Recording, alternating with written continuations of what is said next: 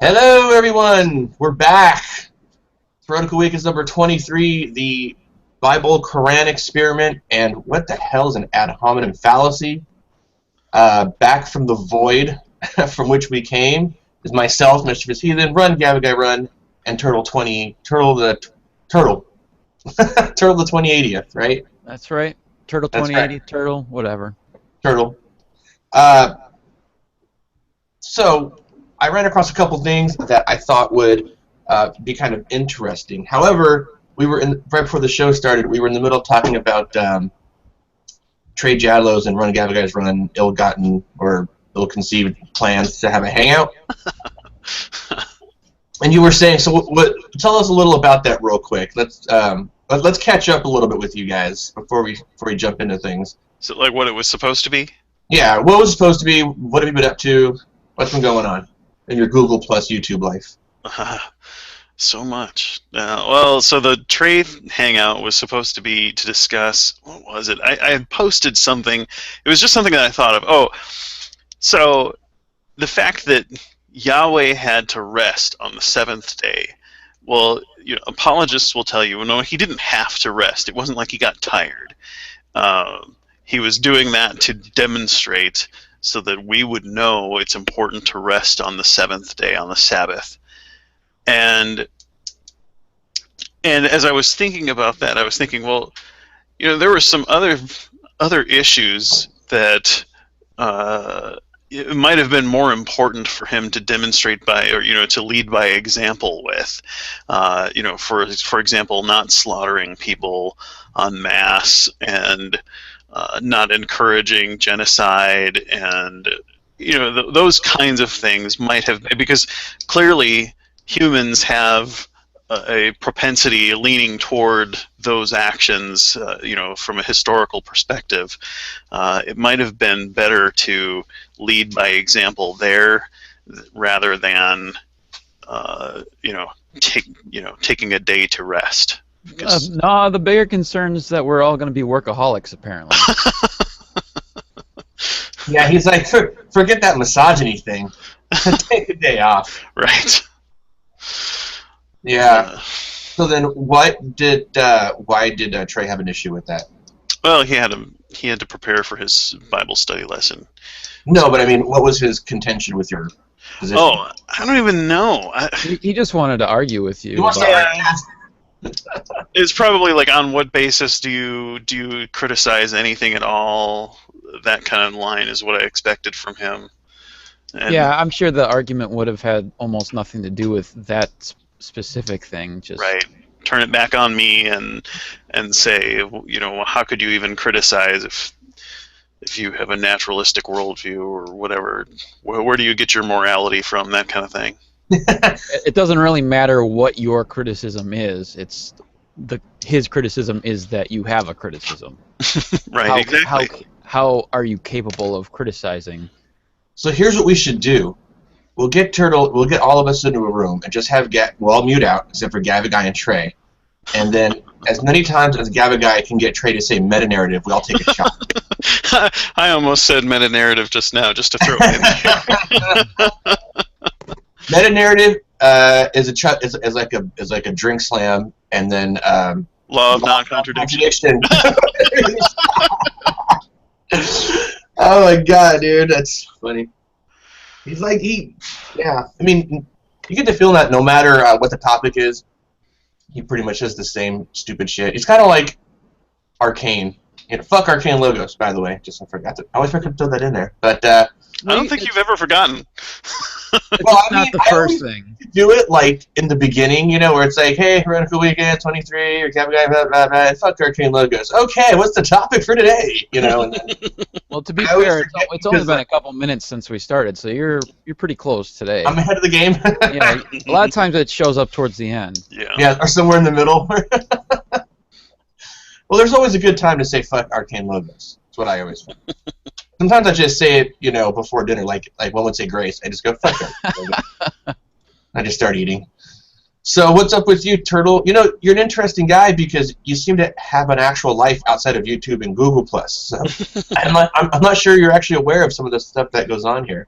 I'm aware of less of it than you guys are, but I've since we last met up. I mean, we had the attacks in Paris, followed by the whole Syrian refugee thing, and then we had Planned Parenthood got attacked, and then we've just a couple days ago had that attack in San Bernardino. Is that how you pronounce it?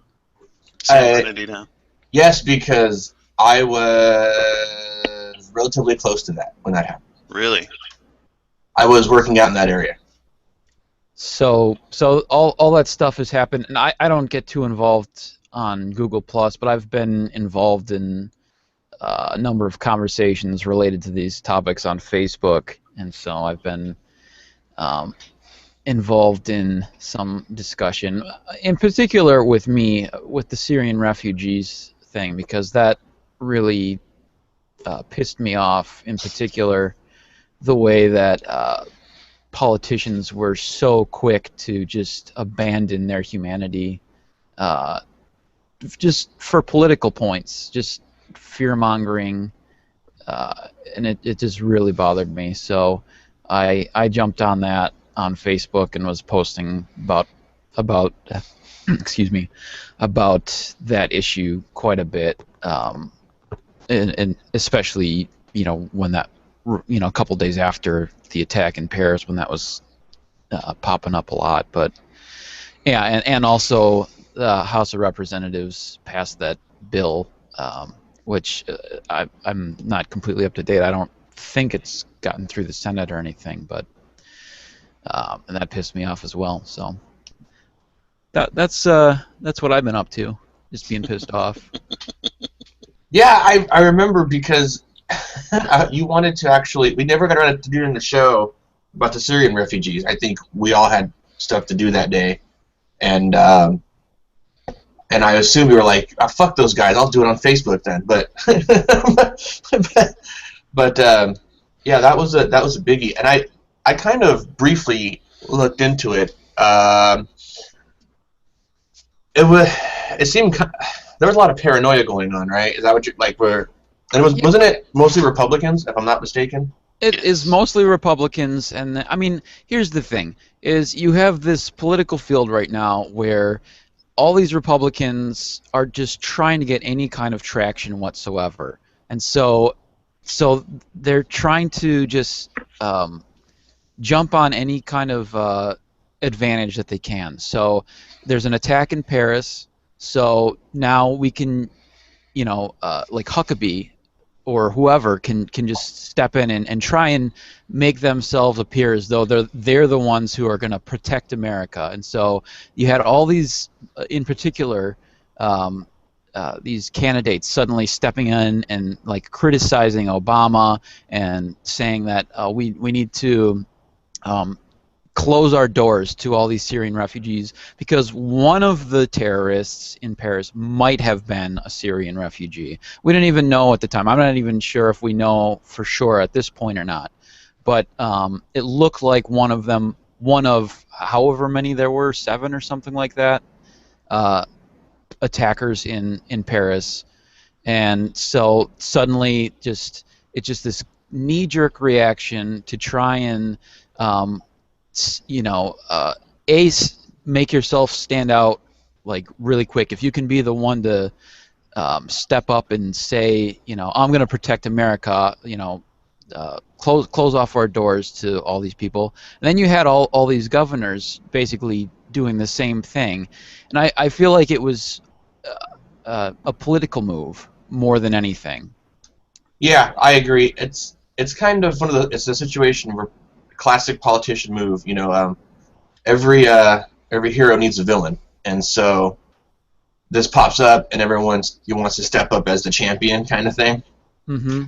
The hero of America, and we're gonna, especially on the Republican side, they love to pound their fist and take that hardline stance and and protect the American people, and that kind of thing. And well, it's the easiest thing in the world to shut off your doors and not help somebody who might be a threat. And so that's to me, it's it's just despicable, really. And I don't love everything that Obama's done in his terms in office, but I was very proud of the way he stood up to, because that's not an easy thing to do, is to stand up there and say we need to help these people, even though there's a risk. There's always a risk. There will never not be a risk when you're helping other people. So I'm very proud of the way he stood up for the refugees. As an aside, the two or three shootings that happened here recently, weren't they all done by white people? Not the ones by you. San Bernardino, no. Oh yeah, sorry. All right. I'm talking the Planned Parenthood one and the other one. Wasn't there another one? I thought it was just the two, but I mean the Planned Parenthood was definitely a white dude, and I'm thinking maybe the one out of state then. But I mean, the point is, people shoot people because they're, you know what I mean? They're not. Well, and if you look at the actual statistics, it's more likely citizens, nationals, people who are and have grown up in your country are going to be the ones picking up arms and trying to kill people in mass shootings and attacks like this. Well, the other thing too is that most of the violence that happens in the United States isn't in mass shootings. I mean, most of the people who get killed by guns or other homicides are not involved in mass shootings. It's husbands killing their wives, or neighbor killing a neighbor. It's not in these. I mean, these obviously get the most attention, and there is good reason for that. But it is not statistically the biggest threat. The biggest threat. You're more likely to die from heart disease than you are to be killed by someone in a mass shooting. You're more likely to be killed by your neighbor than you are to be killed by somebody in a mass shooting. Now, in Florida, I don't know if it was Florida, I don't know what state it was in, but out of all the Syrian refugees, there were a few that had a couple of fake passports or IDs. Did you guys read about that? And I think that was the scare that, obviously, that someone was going to sneak in. I could have sworn I read that somewhere in the news. But, I mean, how many of the refugees were there, like, roundabout? What do you mean? That were going to come to America. Well, so I forget the exact number, but it's this past year we allowed something like 1,500 or 2,000, somewhere in that range, and then this upcoming year, and when I say that, I mean specifically Syrian refugees. I forget. I believe, if I'm remembering correctly, which I may not be, but I think the total number of refugees the United States allowed into America from all over the world was something like 60,000. And then in the next year, from Syria, the United States is going to allow in 10,000 refugees, and for a total of, I believe, 85,000, if I'm remembering correctly, refugees from all over the world. So. Oh, okay. But the Syrian refugees, I forget the exact number, but the total percentage of refugees from all over the world, the Syrian refugees constitutes, and I'm sure I'm wrong about this number, but it's something like 20% or something like that. And so our percentage of people coming from Syria as a total number of refugees we let in is actually less than the percentage that they represent throughout the world. So even following Obama's plan to let in 10,000 refugees is a smaller percentage of Syrian refugees than there are, as the Syrian refugees are in the total population of refugees in the world. So, I mean, there's just... Because that was one of the complaints that I ran into. Like, somebody had posted something about, like, well, why is he, there's just all these conspiracy theories, but why is Obama, focusing so much on Syrian refugees? It's like, well, he isn't really. Yeah, as compared to last year, there is an increase, but as a total population of the world's population of refugees, Syria is still underrepresented in the amount of refugees that we're allowing in. Well, and it's because that's where the greatest need is, because there is a crisis going on. They're in camps that they don't have sanitation, they don't have food. There are videos of children who have had days worth of just eating grass. The children are not getting education because they don't have schools there. They don't have medication. They don't have police force and things. There's just all kinds of problems with having a makeshift camp full and overfull of people. Was that video where some lady was interviewing some kid and he said we're eating grass? Yeah. Well, there's one. There may be more. I don't know. I've seen one. I've seen that one. That actually broke my heart, man. Yeah. All joking aside, dude, I wanted to go give that kid a pizza, or something. Just send him something, And go ahead. Go ahead. So I'll go. Yeah. So the other side of this to me is, when we respond to these terror attacks with fear and with more violence and with blocking out the refugees, that's exactly the response that these groups like ISIS want from us. They are a very small portion of the total population of Muslims, but when they are able to get us to perceive all Muslims in that light and to respond in a way that's indiscriminate and lumps them all together, one, that gives them strength because they're able to then sell that narrative. They can show pictures of their Islamic children suffering. They can show pictures of our bombs and missiles that have missed their target, and hit schools and hospitals, and buildings have crumbled and there are children buried in rubble. And then they are able to say, look, the West is against Islam. Islam is against the West. Join us in this jihad.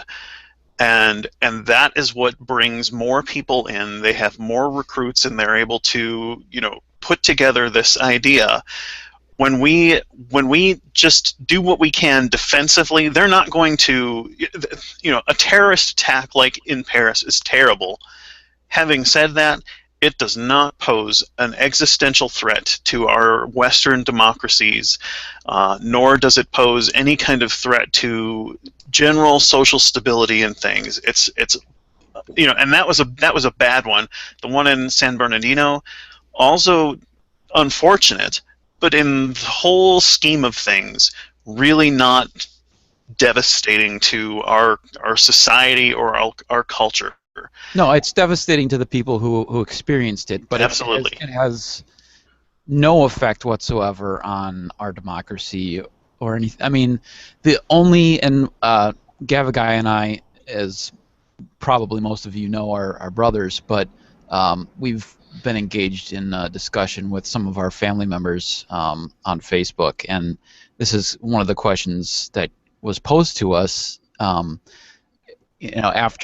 After it's been kind of evident that that shooting is very strange. Just the circumstances of it's seeming so planned out in some ways, but then also just being an attack on coworkers. It makes that kind of confusing as to what exactly the motives were.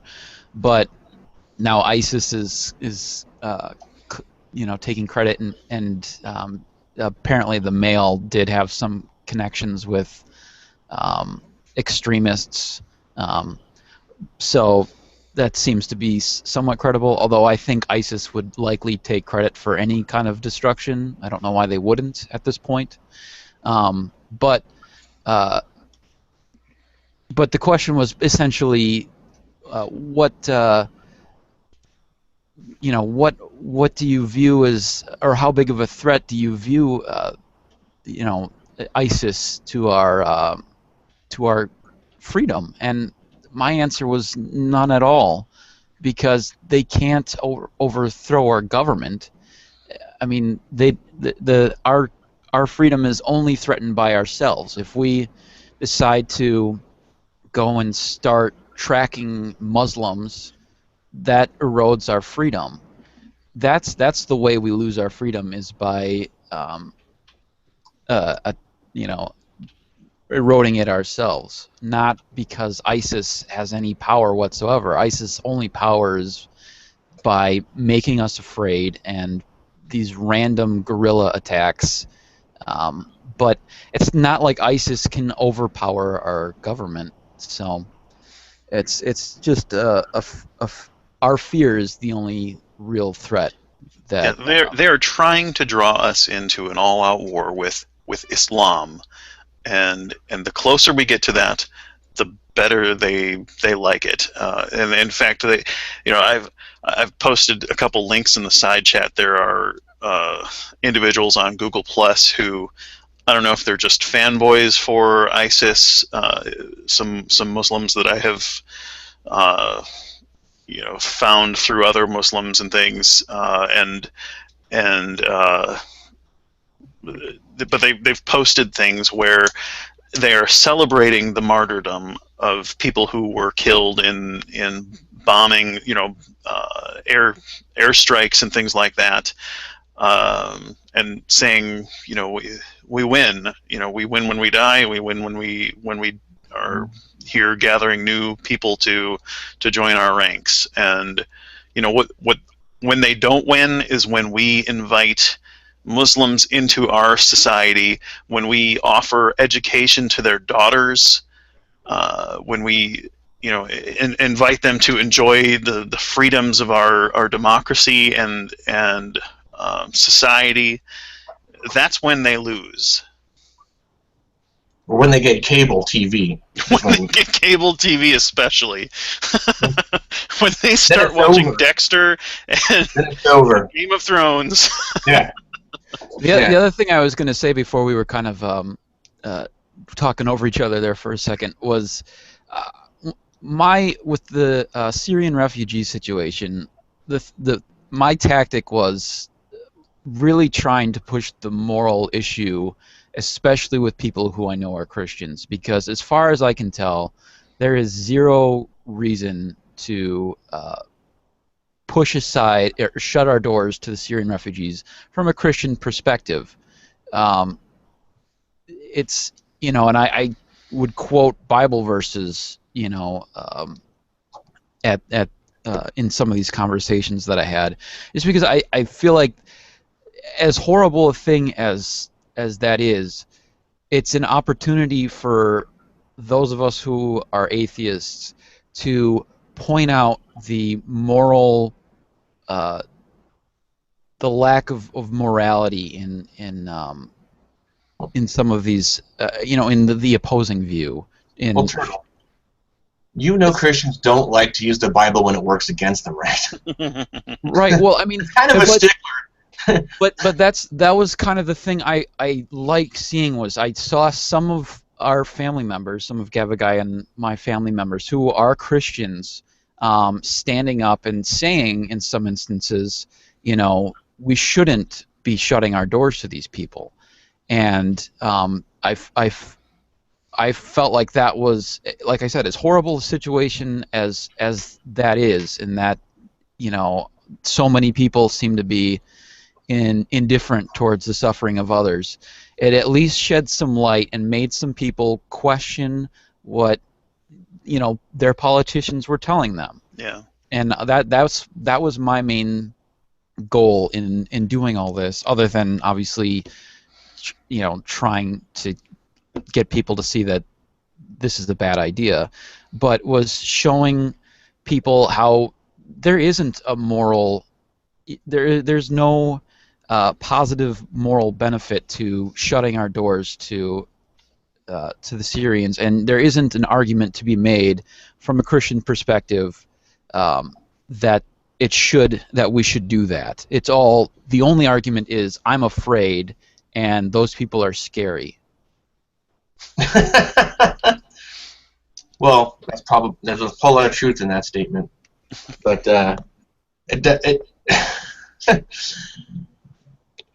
it's, if you've seen the photos from Syria, I mean, I don't understand how anybody could even think twice about it personally, but it's a big fear-mongering thing. The whole idea that, you know, we've had the potential to let in terrorists, or, you know, let down our guard or whatever. And I think you guys are right. I mean, the idea for all these attacks is to separate us, you know, from Islam. But what better way to combat that sort of mindset than to bring people into the fold of a, you know, a peaceful sort of democratic environment? You know, separation is the worst thing we can do right now. You know what I mean? Telling people no is probably the worst thing we can do right now.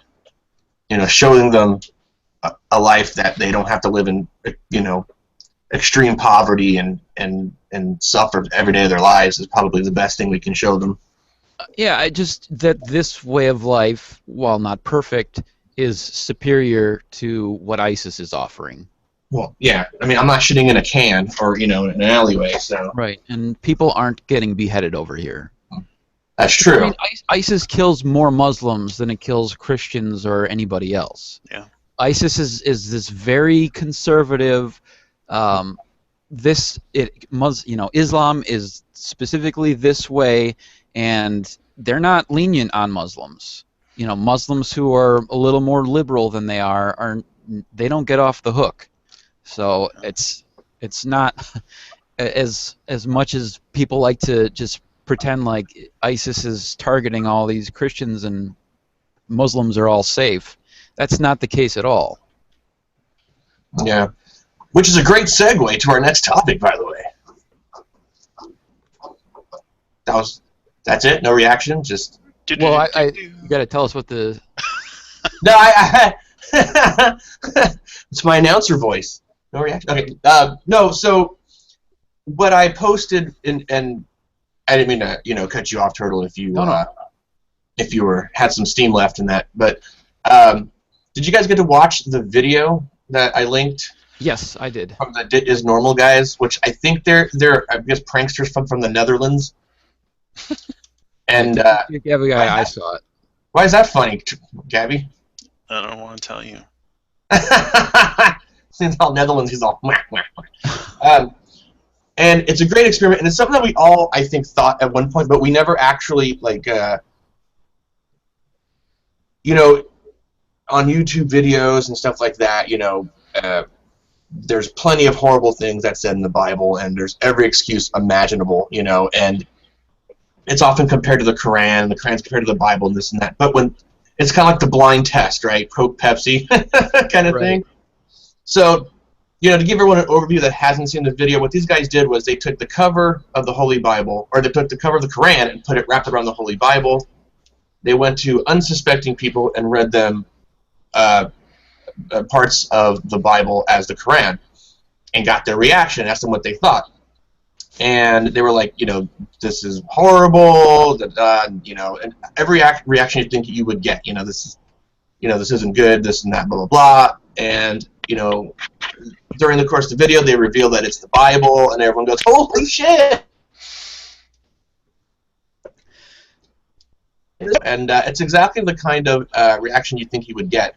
Now, that wasn't in the Netherlands, and I think in the Netherlands, where I want to retire one day, like up in that area, I think there's a lot more, I think, like Sweden is like 80% atheist or agnostic, if the last sort of statistics I read.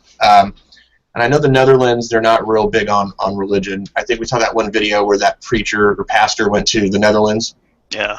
And there are not many people that are like, you know, religious people in the Netherlands are like atheists in America, percentage-wise, I think. But, so you guys seen the video. What do you guys think? What did you take away from it? Do you think you'd have that reaction in America if you read certain verses to unsuspecting people? I have to confess I didn't see the video. Okay, well then I'll tell you what you would have thought. That's an interesting question because I think the first half of it would be very similar. I think you'd have people acting, because essentially what happens is that the people, as they're being read, because it's all the worst verses from the Bible. So there's misogyny, there's brutal violence, all those kinds of things. And so there's I would say appropriate responses to those things, from people just being disgusted to people being surprised that something so horrible would be in there, or one person says, I don't know how anybody could believe this. Of course, at that point in time, they're all assuming it's the Quran. But the last portion of the video, I'm not sure that you would get the same response from people in America, just for exactly the reasons that you stated, Heathen, is because I feel like even if some of those people were Christians, most of those people are more liberal in their Christianity than they are here. And I feel like when that reveal happens, when they show the people that it's the Bible, and they kind of laugh and they act surprised, and they're all very gracious about it. They're all very oh, I'm embarrassed, isn't that funny kind of response. You would probably get some of that here in the United States, and I think it would depend on where you were too. If you were in the South, I don't know that you would get that response. I think what you would get is a lot of people suddenly making excuses, or I don't know that they would necessarily be mad, but they would like a switch would be flipped, and you would have a lot of people suddenly saying, well, no, here's the reason, and they would be suddenly change gears and try and justify why they reacted the way they did versus why the way they feel the way they do. And I think it would depend too on the age of the people that you like. If it was you're talking to younger people, I think you'd be more inclined, or they'd be more inclined to react similarly to the people in that video. But as you get further, down the line, you'd have more people who become defensive about it. I was thinking the same thing. Depending on where you go, like if you're in the deep South, it could get you punched in the face just for having a Quran in your hand. Just for, you know what I mean? Like, you would reveal, and then the next word you would hear would be "get the truck," and then you'd be screwed. But kind of where Gabagai lives. But no. But no. And I think the age is a huge deal too. I think the younger people may have a different reaction, but what I do think you would see is a lot of cognitive dissonance and a lot of immediate jump to like some sort of ad hoc defense, like, well, that, is the Old Testament, you know what I mean, or something, right. Or you don't really understand we got to use exegesis, and there would be a massive amount of cognitive dissonance that would happen immediately, I would be surprised if somebody just said, wow, I didn't know that was in there. Let me take a second look at this Bible thing. But, I doubt anybody would say, well, what's your meta-narrative? What meta-narrative do you use? There would be like one person who might say that. Why would you care about what one bag of molecules, did to another bag of molecules? So, it's... I think they would immediately jump to, well, those are all the Old Testament, or Jesus changed all that, or it's a disingenuous or a straw man or something like that, or cherry picking, and yeah, I love it when those are the kinds of things that you would get, I'm pretty sure. I love it when you directly read Bible scripture and they say, well, that's a straw man. A straw man of what? Like, you read it directly from the Bible. Like, I don't even understand. Context, though. Yeah. I thought it was the context of the Quran, and it's not. There was a time where people were actually, that was a thing where, well, it's always a thing, the out of context thing, but I think even Skylar Fiction or somebody, they read like the whole freaking thing, like, you know what I mean, like 10 lines above, 10 lines below, and just read the whole thing and then asked the question. And then it was a backpedal. It was like, well, exegesis and whatever the fuck other word they want to use. That sounds delicious. And it sounds better when you say it, like exegesis.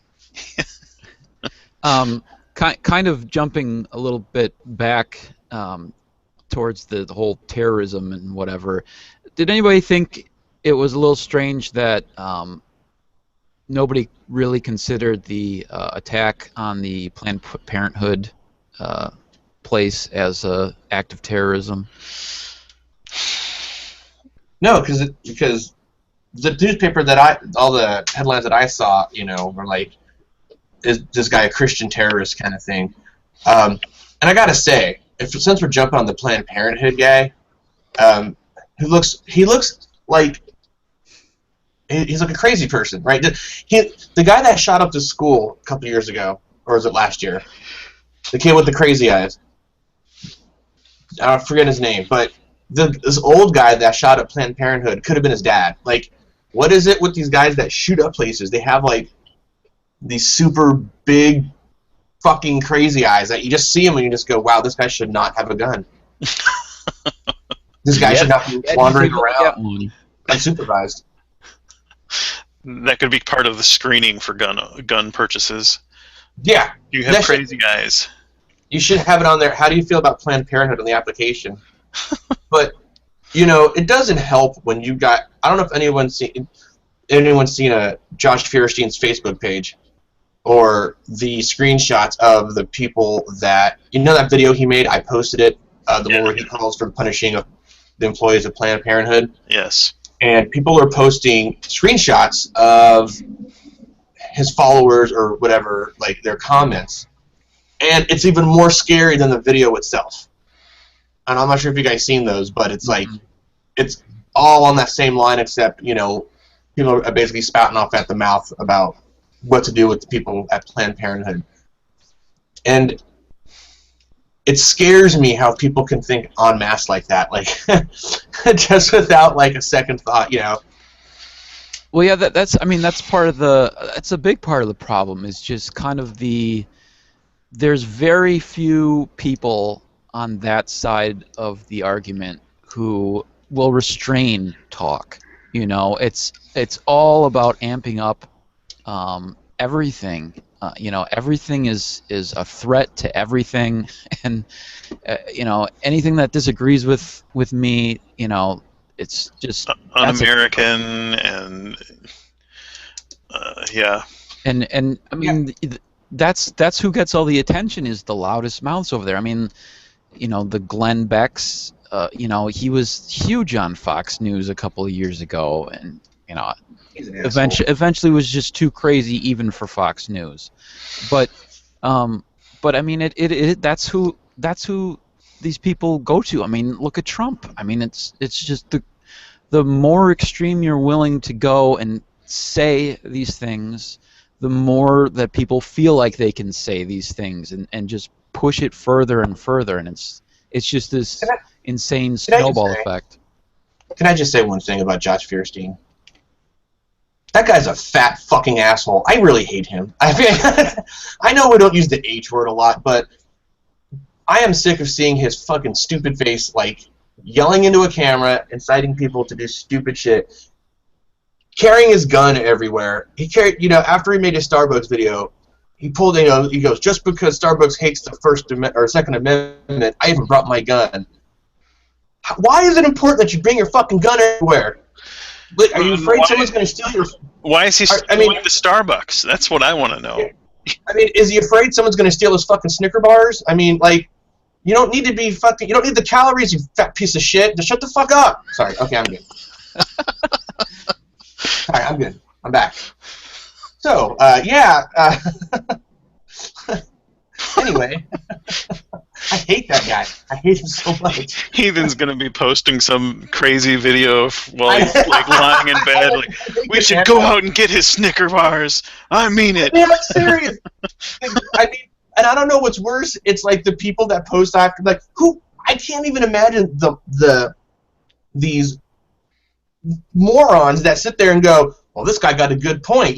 when I posted that video about that he took down about Starbucks, I forgot how it goes, but about the abortion coffee video where he was like, I'm like, who looks at that and goes, well, that motherfucker got a point, dude. You know, what kind of, who raised you? Like, what do you? The problem is, and I've said this in videos in the past and in other conversations, it's these people are in isolated communities where everybody thinks kind of the same way, and they all feed off of each other, and there's not critical thinking applied. Nobody stops and says, "Well, wait. What are you talking about there? That's a bridge too far, or you're going a little nutso here." They sit around and everybody says, "Yes." I mean, there was this Bible study that I saw like a year ago now on Google Plus, and I just, all I did is watch. I didn't jump into the Hangout or whatever, but they had somebody in there saying that the junk DNA, and it was just this conversation where they were saying all of the signs that God is real and whatever. Junk DNA, he said, he saw an article that said junk DNA has scripture verses in it, and it says things like, "For God so loved the world," and everybody in that group was like, "Oh, that's so wonderful." Nobody stopped and said, "How do you get the phrase 'For God so loved the world' out of guanine, thymine, adenine, and cytosine proteins? Put that together. If we have 4 different proteins that make up DNA, how do you get the phrase 'For God so loved the world' out of that?" You get that devil shit out of here with your. Well, there might be a way to come up with, because I mean, like, I'm just thinking right now, like, computer code is essentially binary code, is ones and zeros, and we get all the things that you're looking at on your screen right now. So unless you're true empiricism, because he thinks that's forged. Sorry, go ahead. But maybe like some sort of interpretive jiggery could get you somewhere close to that, like from somebody's junk DNA somewhere. But like, then like, how would you get any, like, the rest? Let's use whatever filter you use to come up with that, and let's apply it to the rest of the DNA and see if that also makes sense. Because if it doesn't, then you're just really trying to jerry-rig this, right, to make it fit whatever you want it to fit. Right, or even just to, within that group to say, "Oh, can you source that?" And I did, and I found it, and it was a parody website. That is classic. Right. Yeah. Good enough. Could be true. And then people. No, it's not, Gavin guy. You could be a brain in a vat, just so you know. People ask why we want them to cite sources. Right. Because you're quoting parody websites. just for example. Oh man. Sorry, that was awesome. But yeah, but then, for someone like, let's say, we'll use Gavin guy as an example because he's here in the room. So when, generally speaking, it's a good idea to fact check pretty much most things, pretty much everything if you can. But there's a big difference between if Gavin guy says, "Hey, there was a study done, blah blah blah blah blah," versus where if like G-Man or Trey, because like for Trey's a good example. Trey goes to the worst web pages, right? These super biased, conservative, Christian-based web pages, and gets his information. Who, I'm not sure if you check the sources of the source, but they usually or sometimes don't even really. They're not really fruitful if you go any deeper than the article itself. You know what I mean? Well, it's all because people, one side of the argument is trying to fit all this information into a pre-existing worldview, and the other side of the argument is just saying, well, what does the data say? So you can't trust somebody who you know is trying to fit the data into a pre-existing worldview. You know, if they're trying to make all this shit fit with the Bible, then that's not trustworthy. And maybe they're right, but we need to double check that, versus when somebody is just doing a scientific study and they say, oh, here's what this looks like. Here's what we found from our scientific study. Yeah, it's just I was just keying on what Gavagai was saying, but you know, when someone like Trey goes to this webpage, you know, I don't even think they question it beyond, you know, it's like he hits the share button, makes a snarky comment, and posts it in Google Plus and waits for a reaction, you know. But I really believe someone like Trey believes this stuff, you know, and it allows them to sit on a sort of high horse in a way, you know what I mean? Where it's like, we have this information and you guys are denying it, probably in your unrighteousness. Yeah, like in one of the conversations that Gavagai and I were having with our family members, as an example, like, just one of our family members was blaming the breaking up of the nuclear family as being the primary source of essentially all the violence that we're seeing currently. Wow, And that's quite a leap. It is, and that's kind of exactly what I was getting at, is trying to build a framework around your pre-existing worldview to try and explain all the things that you're seeing in the world. And it's like neither of us, because there was a whole lot of other things that were said, addressed that issue. But to me, when I see something like that, I'm just like, there are so many layers of like assumptions that are built into that need to be pulled back to try and address that it's, to me, sometimes it's just like, how do I even attack this thing? You know, it's like, it's so wrong and based on nothing in reality other than the Bible, which is a thing that exists in reality. And not even really the Bible, but essentially just the current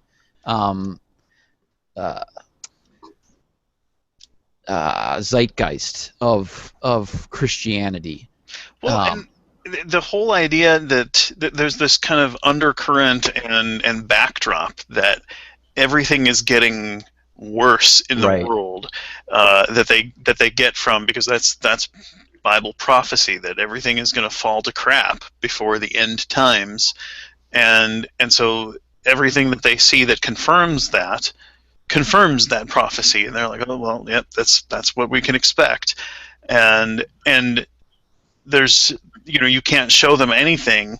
You know, one of the things that I love is the books by Steven Pinker, and Steven Pinker wrote The Better Angels of Our Nature, and Michael Shermer wrote The Moral Arc. I highly recommend both of those books.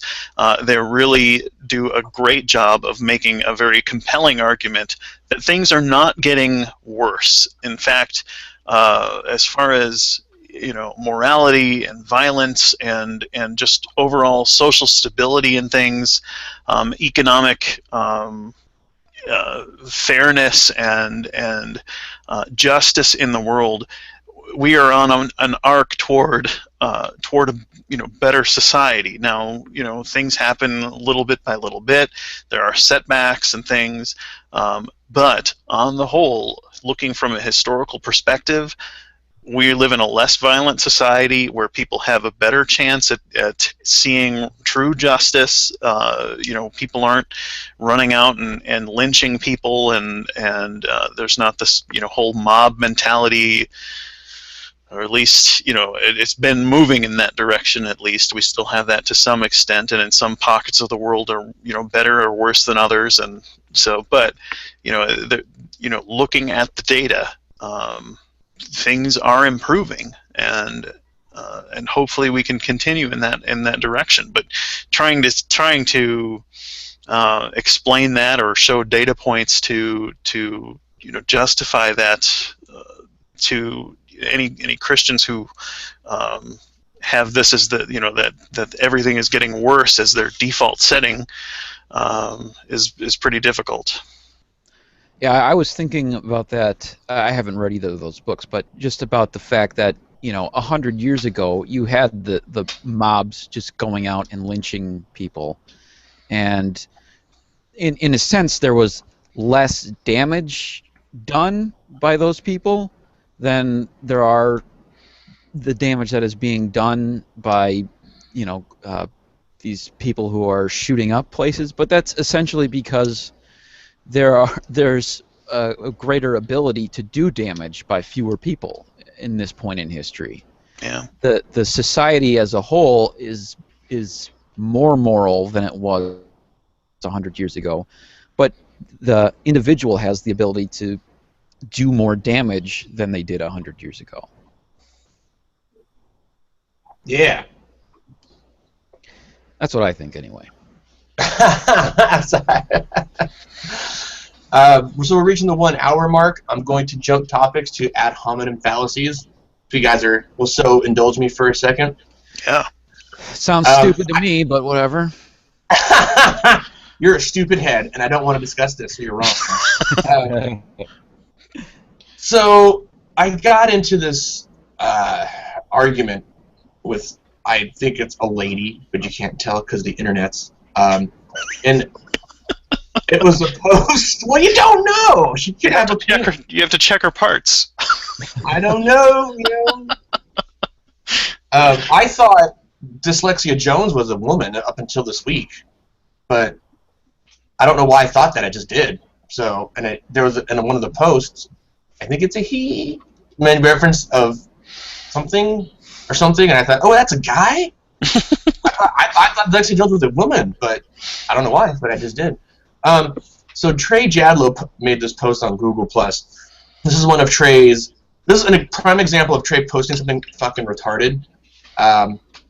It's the X in Christmas article. Did you guys see that? No. Okay. No, I don't think so. So R.C. Sproul wrote this little article that said, what does the X mean in Christmas? I mean, when you put Xmas instead of Christmas. And in his article, the long and short is the X is short for Christ. Like, historically short for Christ. So when atheists put Xmas as a sort of like, so they don't have to write Christmas because there's Christ in it, they're really acknowledging Christ or something along those fucking lines, which is... Okay. I'll let the joke write itself. I don't have to say anything on that one. So, anywho's it's so J.D. Kane, Trey, and I think Bina Berry made a comment too. And this chick, quote unquote, named Sarah Edwards, which instead of naming people, she said, it's raining ad hominems on this thread. Thank you for both posting this, Trey Jadlow, blah, blah, blah, blah, blah. And what the conversation between J.D. Kane and I was, I asked J.D. Kane, I said, question for you. Whenever Trey is asked a direct question or is confronted with a difficult subject, he generally responds with some word salad gibberish instead of directly responding to the question posed to him or the subject matter. Why do you think he does this? He seems to do this often and with people that he has spoken to on more than one occasion, and it seems that he can't actually discuss the subject matter without putting on some sort of sophistry puppet show. J.D. Kane responds and says, that's an easy one, mischievous heathen, and one he admits to. He's a simpleton. The simplest of ideas is a mountain of unintelligible nonsense to him. So she responds, it's raining ad hominems in here, blah, blah, blah. And so I respond to her with a quote saying, you don't know what ad hominems are. So then she starts this copy pasta kind of stuff where the first thing she did was post the definition, like the online definition of ad hominem and post a link or something.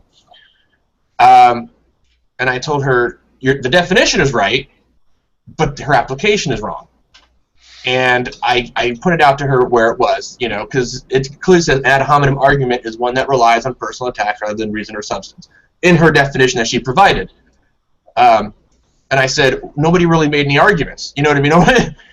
And so then she posted this giant, 65-line or 64-line thing about the whole definition, all of them. She just straight, scrolled down, held the shift key, and then made this sort of snarky set of paragraphs saying, well, if you want to change the definition, that's up to you. If you want to use your own special, that kind of thing. And so we go back and forth a little bit. Then she posts what seems to be if I was to guess, a wiki article. I think when I looked it up, initially, it was from Rational Wiki, and I was surprised because this definition to me is wrong. But then when I looked up this morning, Rational Wiki's article is different. It's not the same one. It's more in line to what I thought ad hominem fallacies were. So I don't know what happened there. But according to her, an ad hominem is what I thought it was, right? And then it says, often this argument is characterized simply as a personal attack. Personal attack is often termed as an ad hominem because the statement or argument issued is dropped from the consideration or is ignored, and the locutor's character or circumstances are used to influence opinion. I was under the impression that an ad hominem, because... Hello? Which I will read from Rational Wiki, which I don't take my logical cues from wiki arguments, but this is kind of... I said I don't take my logic cues or my general logic education from wiki articles, but in this instance the basic form is correct. This says A makes claim X. There's something objectionable about A, therefore X is false.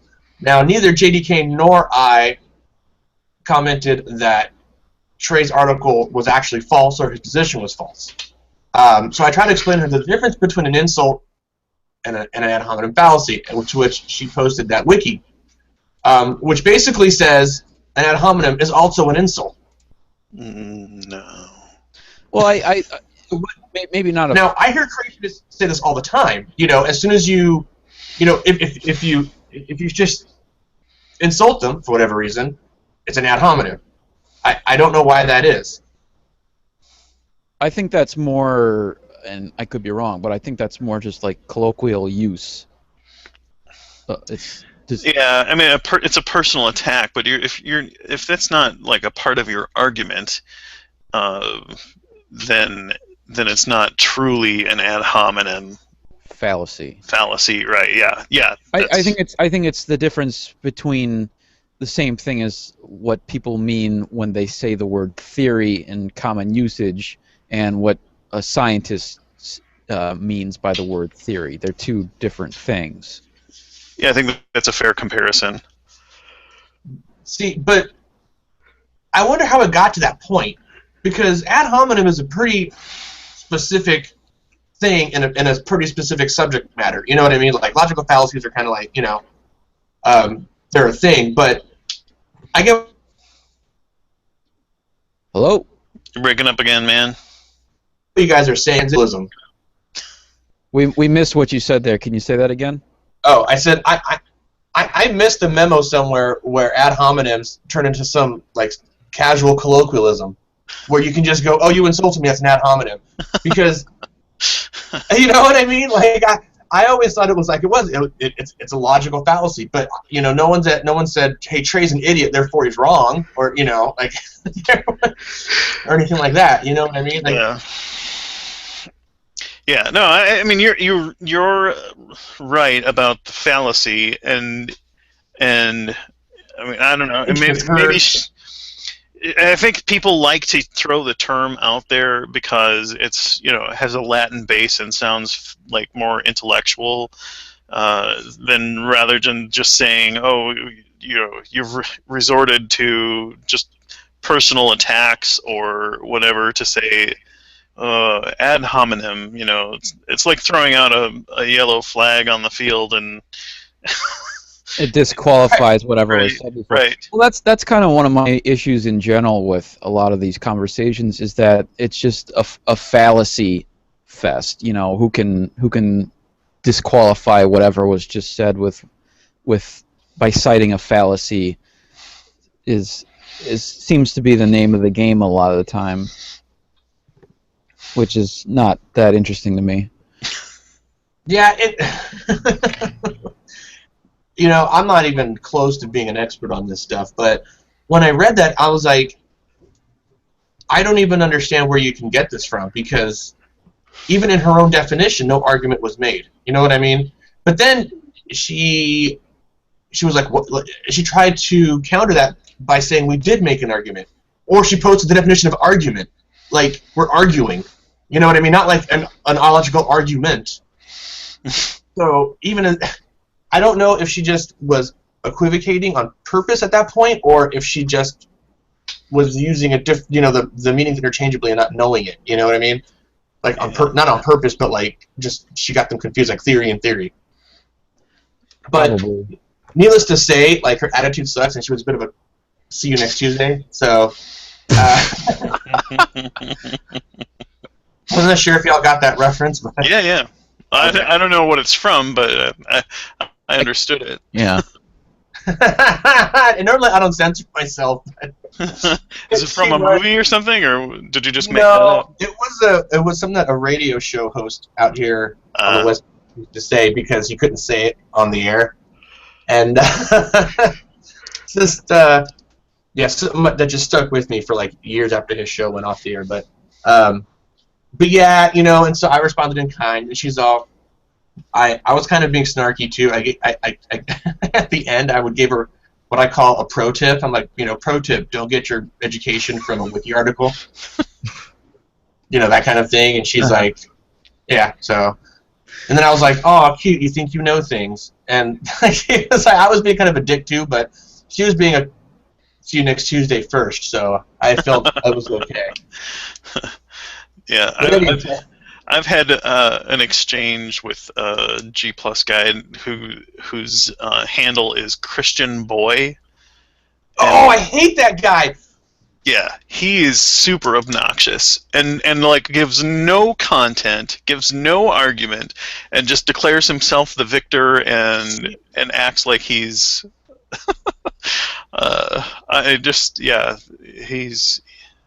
He's really, really obnoxious. Yeah, I would say I'd call it a victory, but he will go on forever. Like, he will respond forever. Like, Yeah. our responses were going on over a week, and Yeah. it was feverish the first day. The first day you're just like, oh, I'm gonna end you. We're going back and forth and stuff. And then when I realized he was just like doing one-liner, like arcane logos, fuck that guy kind of comments. Yeah. I did nothing but like put smiley faces and shit, and just smiley face, walls, smiley face, walls, smiley face, smiley, whatever you responded to, smiley face.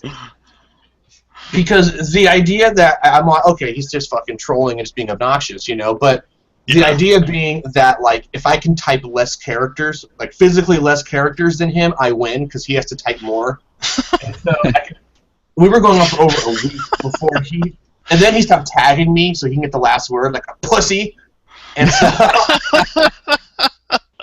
I would just check the thread like 3 days later. I was like, oh no, you didn't. And I just put like smiley face, motherfucker, and then like eventually he gave up. But yeah, so you won. Yay!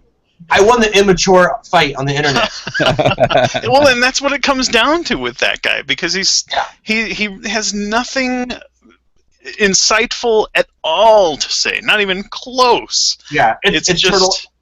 It's not like he's even with G-Man, who is the bottom of the intellectual barrel. You know what I mean? Like he's not even out there to make an argument and sound dumb. He's just out there to it's like trolling. It's like literally just like making dumb comments to get you pissed off.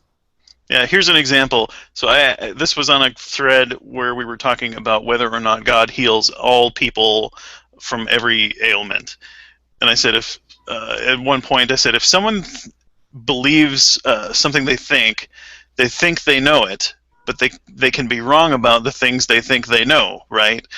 And he says, I don't think I know. I know I know. Verified by God. Verified by God. Well, that's good, yeah. I think. Yeah, I've told that guy, I was like, don't you ever reproduce. Don't you ever What they fucking... do. They all do. That's the scary thing. That's why we're in the situation we are, is because those are the people who are most likely to reproduce. I'm all, stay away from kids, keep your stupid shit to yourself. It's like, it got pretty vicious, but he's just an obnoxious prick. I mean, that's the only... He's like right up there with that, who's that guy? Oh my gosh.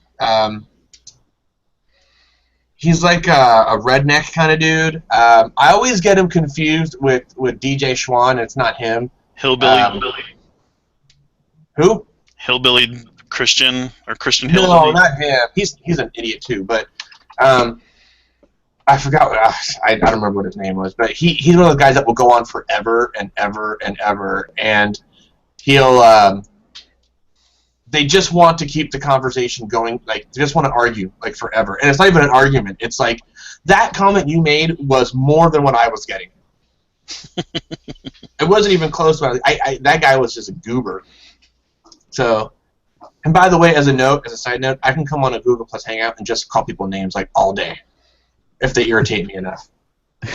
Don't mess with heathen. Contentless hangout by Mischievous Heathen. But yeah, there's another guy that's kind of like Christian Boy who doesn't really bring anything to the table. Just likes to, just likes to piss people off, and that kind of people I try to stay away from, honestly. And I think most of the people on YouTube I would try to stay away from, honestly. Like if you saw, I mean, if Veckel or G-Man or Ken Jones or Johnny JKZ or whatever, they were my neighbors. We would probably never come up, right? But if I saw them on the street, like witnessing, I would probably put my head down and be like, "These fucking guys are crazy." You know what I mean? Like, it's those guys. It's like, these motherfuckers are crazy. Like, I would ignore them completely. I wonder how many of those people are actually out there. Would be on the street preaching. I highly doubt that many of them would be. They do. Veckel, G-Man, and Ken Jones witness. Oh shit! You know what? I blocked Christian Boy. I just saw that right now. I was trying to look up his idiotic quote. I blocked him. It was the only guy I've ever blocked. Good for me. So, anywho's well, it's 12:15 where I'm at. Anyone have anything else they want to talk about? We got Syrian refugees, fallacies. I yelled at Josh Feuerstein, which always makes me feel better. I think we pretty well covered. We covered everything? Alrighty. So then I'm going to close down this room and go eat some lunch and probably play some Fallout. So, to everyone, have a great weekend, and we'll see you next time.